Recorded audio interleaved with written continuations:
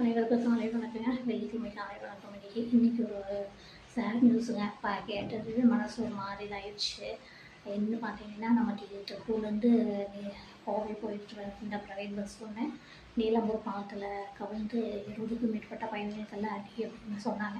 எத்தனை பேருக்கு என்னாச்சு அப்படின்னு தெரியல. ஏன்னா என் பையன் அதுக்கு பின்னாடி தான் பஸ்ஸில் போயிட்டு இருந்தார். ஸோ போயிட்டு இந்த மாதிரி ஆகிப்போச்சுன்னு அவர் காந்திபுரம் போகிறதுக்கு 2 மணி நேரத்துக்கு மேலே ஆயிடுச்சு. அதனால் அவருக்கு அந்த அன்றைக்கி காலேஜ் போகிறதுக்கு எல்லாத்துக்குமே ரொம்ப லேட் ஆகிடுது. அதனால முடிஞ்ச வரைக்கும் ரொம்ப ஸ்பீடாக போகிறத தவிர்த்துக்கலாம். ஓட்டுநர்கள் ஆகட்டும், எல்லாத்துக்கும் ஒரு அன்பான வேண்டுகோள்.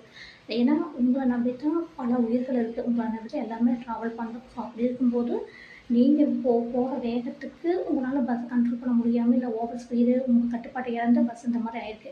அதில் எத்தனை பயணிகளுக்கு இந்த மாதிரி ஆயிருந்தது எல்லாருக்குமே ஒரு வருத்தமான செய்தி. ஸோ மேலும் இந்த மாதிரி ஒரு தவறு நடக்கக்கூடாது அப்படின்னு நான் அன்பாக கேட்டுக்கிறேன். ஓகே ஃப்ரெண்ட்ஸ், என்னோடய வீடியோ பிடிச்சிச்சுன்னா லைக் பண்ணுங்கள், கமெண்ட் பண்ணுங்கள், ஷேர் பண்ணுங்கள். மறக்காமல் சப்ஸ்கிரைப் பண்ணி எனக்கு சப்போர்ட் பண்ணுங்கள். இன்னொரு வீடியோவில் பார்க்கலாம்.